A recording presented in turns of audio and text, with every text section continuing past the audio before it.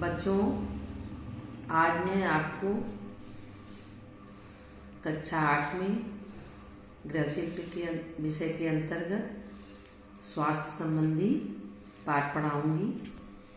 स्वास्थ्य का अर्थ होता है सुंदर अवस्था, और स्वास्थ्य का गृह कला के अंतर्गत बहुत ही महत्वपूर्ण स्थान है। स्वास्थ्य के नियमों के अंतर्गत लाभदायक आदतों को अपनाने तथा हानिकारक आदतों को छोड़ने के लिए शरीर संबंधी बहुपक्षीय ज्ञान प्रदान किया जाता है। स्वास्थ्य के अंतर्गत शिशु के जन्म के बाद से ही उसके विकास एवं स्वस्थ रहने के लिए अनेक प्रकार के स्वास्थ्य संबंधी नियमों को जानना आवश्यक होता है। सबके लिए, गृहिणी के लिए, उनके माता पिता के लिए एक उत्तम एवं सुखी परिवार वही होता है जहाँ पर परिवार के सभी लोग पूर्ण स्वस्थ हों, तभी वो परिवार सुखी परिवार कहला सकता है। तो इस प्रकार से स्वास्थ्य का जीवन में बहुत ही महत्व होता है। इसके लिए भोजन व उसके पोषक तत्वों का ज्ञान, नियमित दिनचर्या इसके अंतर्गत आता है कि सारे कार्यों को, चाहे वो बच्चा हो चाहे बड़े हों, सबको अपने कार्यों को समय से करना अनिवार्य होता है। उदाहरण के तौर पर जैसे सूर्योदय से पहले जागना, रात को जल्दी सो जाना, उठने के बाद शौच आदि कार्यों से निवृत्त होकर अपने व्यक्तिगत स्वच्छता का नित्य ध्यान रखना, सुबह टहलना, व्यायाम करना, योग करना, पौष्टिक तत्वों के अंतर्गत भोजन करना जिसको संतुलित आहार भी कहते हैं, एवं सबसे महत्वपूर्ण बात है खुश रहना आदि आता है। ये स्वास्थ्य, तभी स्वास्थ्य, इसी को स्वास्थ्य कहते हैं। अब मैं आपको स्वास्थ्य के अंतर्गत ही दीर्घ उत्तरी प्रश्नोत्तर कुछ बताने जा रही हूँ, उसको आप लोग ध्यान से देखिए। प्रश्न है, वृद्धि निगरानी से क्या तात्पर्य है और इसका क्या महत्व है? उत्तर देखिए। वृद्धि निगरानी से तात्पर्य है बच्चे के जन्म के उपरांत उसकी निरंतर हो रही वृद्धि तथा उचित देखभाल से है। बढ़ते बच्चे को निरंतर कुशल देखभाल की आवश्यकता होती है। बच्चे की देखभाल, जब बच्चा जन्म लेता है उसकी सबसे ज़्यादा देखभाल कौन करता है? माँ करती है, उसके बाद उसके पिता करते हैं और परिवार के जो लोग रहते हैं तब उसके बाद वो करते हैं। इसके अंतर्गत बच्चे के समुचित विकास हेतु उसको उचित पोषण, उसकी स्वच्छता का एवं रोगों से बचाने के लिए टीके लगवाए जाते हैं। ये होता है वृद्धि निगरानी से तात्पर्य कि बच्चे के जन्म के उपरांत से उसकी वृद्धि ठीक से हो रही है कि नहीं, बच्चा स्वस्थ है कि नहीं, बच्चे का विकास ठीक से हो रहा है कि नहीं, इसकी कुशल देखभाल करना आवश्यक होता है। इसके अंतर्गत उसको उचित पोषण मिल रहा है कि नहीं, उसकी स्वच्छता का ध्यान रखना, रोगों से बचाने के लिए उसको टीके लगवाना, ये वृद्धि निगरानी कहलाती है। अब इसका महत्व क्या है, मतलब इसकी उपयोगिता क्या है, क्यों ऐसा किया जाता है? तो हर माता पिता के लिए यह बहुत आवश्यक है कि वे बच्चे को समय समय पर निर्धारित प्रतिरक्षक टीके लगवाते रहें। प्रतिरक्षक मतलब होता है कि अनेक प्रकार के रोगों से उसकी रक्षा करना। उसके जो टीके आते हैं वो लगवाते रहें। टीके जैसे बच्चा जैसे ही जन्म लेता है उसके बाद से ही उसको BCG का टीका, जिसको टीबी से बचाव के लिए लगवाया जाता है, खसरे का टीका, काली खांसी का टीका, डिप्थीरिया का टीका, कुकुर खांसी का टीका लगता है, चेचक का टीका लगता है, मलेरिया का टीका लगता है, टाइफाइड का, अनेक प्रकार के टीके बच्चों को लगवाए जाते हैं। और सभी अस्पतालों में, चाहे वो सरकारी अस्पताल हो चाहे वो प्राइवेट अस्पताल हो, सभी जगह जो बच्चों से संबंधित डॉक्टर उनको देखते हैं, बच्चे के जन्म के बाद ही उनका एक कार्ड बनता है और उस कार्ड के माध्यम से उसमें सारे टीके के नाम लिखे रहते हैं, डेट पड़ी रहती है और बच्चों को समय समय से ले जाकर वो टीके लगवाए जाते हैं। ऐसा करने से बच्चे के शरीर का उचित विकास होता है तथा वे भविष्य में होने वाली बीमारियों से सुरक्षित हो जाते हैं। जितनी भी बीमारियां होती हैं उसके टीके आते हैं। अगर वो टीके बच्चे को लग जाते हैं तो वैसे तो उस बच्चे को फिर वो रोग जल्दी होता नहीं है, और अगर अकस्मात होता भी है तो उससे रोग से लड़ने की क्षमता इतनी होती है वो टीके लगने के कारण कि उसका जो प्रभाव होता है बहुत कम होता है। अब दूसरा प्रश्न है, कुपोषण किन कारणों से होता है? इनसे होने वाले किसी एक रोग के लक्षण व उपचार लिखिए। कुपोषण माने पोषक तत्वों का ना मिलना, चाहे वो बच्चा हो या बड़ा हो, उसको अगर पोषक तत्व शरीर को जो चाहिए वो नहीं मिलते हैं तो बच्चों को कुपोषण या बड़ों को भी हो जाता है। पोषक तत्वों के अंतर्गत आते हैं प्रोटीन, विटामिन, कैल्शियम, कार्बोहाइड्रेट, वसा, आयरन, लौह तत्व। ये सब चीज़ें मनुष्य के शरीर में पहुंचना रोज जरूरी होता है। तो अगर कोई भी मनुष्य संतुलित आहार जिसको बोलते हैं वो लेता है, उसके अंतर्गत आपका दाल, चावल, रोटी, सब्जी, सलाद, दूध आदि आता है तो कुपोषण जल्दी नहीं होता है। कुपोषण दो प्रकार के होते हैं। एक, मनुष्य के शरीर में अगर पोषक तत्वों की अधिक मात्रा में पोषक तत्व मिल जाते हैं वो अति कुपोषण कहलाता है, और अगर मात्रा से शरीर की उम्र के अनुसार उसको अगर पोषक तत्व कम मिलते हैं तो वो कुपोषण कहलाता है। अब कुपोषण से जो रोग होता है, शरीर में पोषक तत्वों की कमी या अधिकता से कुपोषण होता है। कुपोषण से होने वाला जो रोग है वो क्वाशियोरकर, इस रोग के विषय में मैं आपको बताऊंगी। ये किस चीज़ की कमी से होता है? तो बच्चों में प्रोटीन की कमी से होने वाला क्वाशियोरकर मुख्य रोग है। इस रोग में बच्चों के शरीर की वृद्धि रुक जाती है। वृद्धि मतलब लंबाई, चौड़ाई, सब उनका विकास जो है वो रुक जाता है। उन्हें भूख नहीं लगती है तथा शरीर पर सूजन आ जाती है।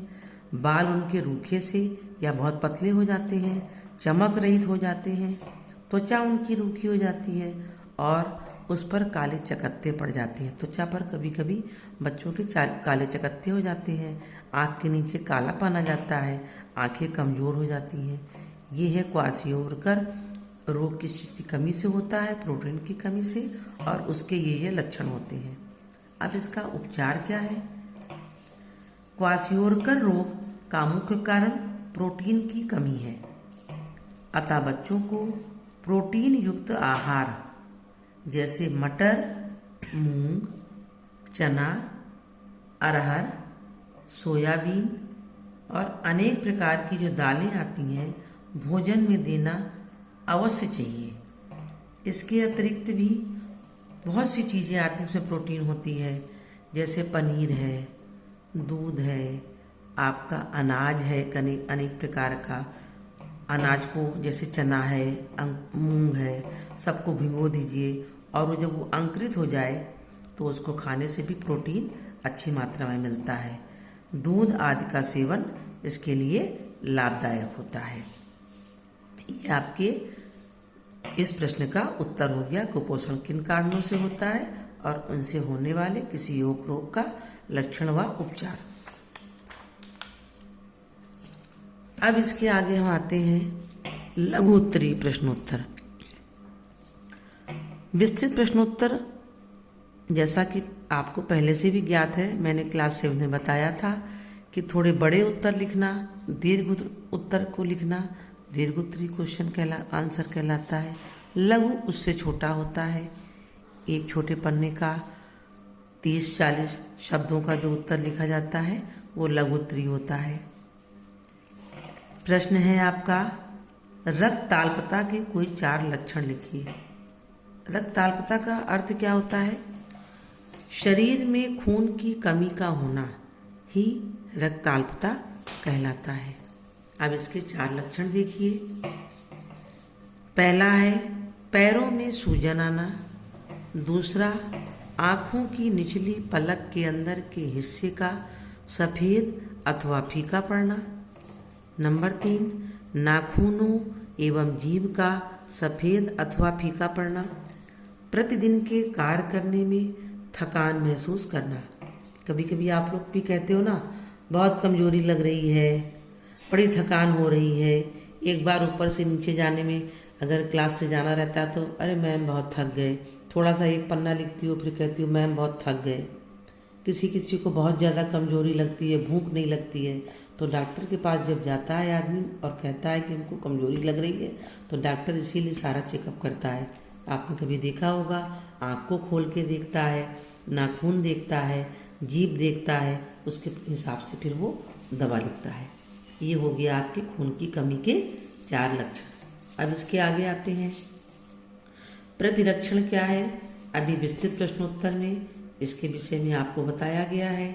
इसका लघु में उत्तर है कि शरीर की प्रतिरोधक क्षमता बढ़ाने के लिए बहुत थोड़ी मात्रा में किसी रोग के रोगाणु को सुई, जिसको आप इंजेक्शन भी कहती हैं, सुई या इंजेक्शन द्वारा अथवा ड्राफ्ट के द्वारा, आपने नाम सुना होगा पोलियो ड्राफ्ट, छोटे बच्चों को पिलाया जाता है। इसके द्वारा शरीर में इस ड्राफ्ट को और सुई को शरीर में पहुंचाना प्रतिरक्षण या टीकाकरण कहलाता है। इससे शरीर में रोग प्रतिरोधक क्षमता जो है वो बढ़ती है। अब इसके आगे आते हैं अति लघु प्रश्नोत्तर। अति लघु लघु से भी छोटा होता है, वो 1 लाइन का या 2 लाइन का अधिक से अधिक होता है। तो अति लघु प्रश्नोत्तर हम लोग देखते हैं। पहला प्रश्न है, खसरे का जो टीका होता है वो किस आयु में लगाया जाता है? आयु अर्थात उम्र में। जो खसरे का टीका होता है किस उम्र में लगाया जाता है? इसका उत्तर होगा खसरे का टीका 9 माह से लेकर के 12 माह की उम्र तक में लगाया जाता है। फिर से इसका उत्तर देखिए, खसरे का टीका 9 से 12 माह की आयु या उम्र में लगाया जाता है। दूसरा अति लघु प्रश्न है, हड्डियों व दांतों के निर्माण में कौन से खनिज लवण सहायक होते हैं? खनिज लवण कैल्शियम आयरन को कहते हैं। अब उत्तर देखिए, हड्डियों व दांतों के निर्माण में और उसकी मजबूती के लिए भी कैल्शियम और फास्फोरस खनिज लवण सहायक होते हैं। कैल्शियम और आयरन हमको हरी पत्तेदार सब्जियों में, खट्टी चीज़ों में मिलता है और फलों में मिलता है हमको। ये आपका अति लघु प्रश्नोत्तर हो गया। अब हम लोग आते हैं रिक्त स्थानों की पूर्ति करिए। रिक्त स्थान अर्थात वाक्य होता है, वाक्यों में कुछ स्थान खाली होते हैं। जैसे ये DPT, खाली स्थान में प्रश्न में ये नहीं लिखा जाता, उत्तर में फिर इसको ये खाली स्थान में इसको लिखा जाता है। पहला जैसे आपका ये वाक्य है, डिप्थीरिया काली खांसी, जिसको आप परट्यूसिस भी कह सकते हैं, और टिटनेस से बचाव के लिए, इन तीनों रोग के बचाव के लिए DPT का टीका लगवाया जाता है। कौन कौन से रोग? डिप्थीरिया, काली खांसी और टिटनेस। इन तीनों रोग के बचाव के लिए ये DPT का टीका लगवाया जाता है, जो कि सारे डॉक्टरों के क्लिनिक में या अस्पताल में मिलता है। दूसरा है गर्भवती महिला की रक्षा के लिए कौन सा टीका लगता है? तो वो है TT का टीका लगाया जाता है। जब स्त्रियां गर्भवती होती हैं तो उनकी रक्षा के लिए और उनके पल रहे बच्चे के लिए, गर्भ में पल रहे बच्चे के लिए टीटी का टीका लगवाना बहुत ही आवश्यक होता है। अभी थोड़ा सा और देख लीजिए। जैसा कि पहले भी आप लोगों को इस बात के लिए बताया जा चुका है कि जो वाक्य सही होते हैं उनके आगे सही का निशान लगाया जाता है, और जो वाक्य गलत होते हैं उसके आगे गलत या क्रॉस का निशान लगाया जाता है।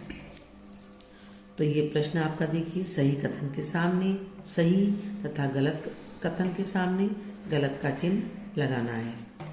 पहला है, टीकाकरण से शरीर में रोग प्रतिरोधक क्षमता बढ़ जाती है। अभी आपने सभी प्रश्नोत्तर जो आगे पढ़े उसमें आपको टीकाकरण के विषय में बताया भी गया कि टीकाकरण से शरीर में रोगों से लड़ने की जो क्षमता होती है वो बढ़ती है, इसलिए इसका ये वाक्य सही है। दूसरा है, स्वस्थ व्यक्ति के शरीर में रोगाणुओं से मुकाबला करने की शक्ति नहीं होती।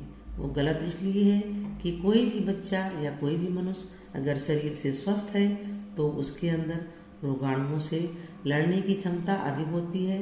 जैसे अगर किसी को बुखार आ गया और वो बच्चा अगर स्वस्थ रहता है तो 1-2 दिन में ही उसका बुखार सही हो जाता है। कभी उसको जुखाम हो गई, कभी उसका पेट खराब हो गया, अगर वो शरीर से स्वस्थ है तो 1-2 दिन में ही सही हो जाता है, वो स्वस्थ हो जाता है। और अगर वो बच्चा कमज़ोर होता है तो वो ज़्यादा समय उसको 5 दिन 7 दिन बुखार उतरने में, पेट संबंधी अगर कोई प्रॉब्लम है उसको सही होने में समय लग जाता है। तो इसलिए ये उत्तर भी गलत हो गया फिर कि स्वस्थ व्यक्ति के शरीर में रोगाणुओं से मुकाबला करने की शक्ति नहीं होती बल्कि होती है, इसलिए ये प्रश्न ये आपका वाक्य गलत है। बच्चों, हमने ये पाठ 1 का आप लोगों को प्रश्नोत्तर पूरा कराया। इसमें से इन प्रश्नों के जो हमने उत्तर आप लोगों को समझाए हैं उसको आप अपनी एक नोटबुक की कॉपी बनाकर उसमें क्रम से पाठ डालकर, पाठ का नाम डालकर इन प्रश्नों के उत्तर को लिखेंगी और व्हाट्सएप में हमको आप भेजेंगे। धन्यवाद।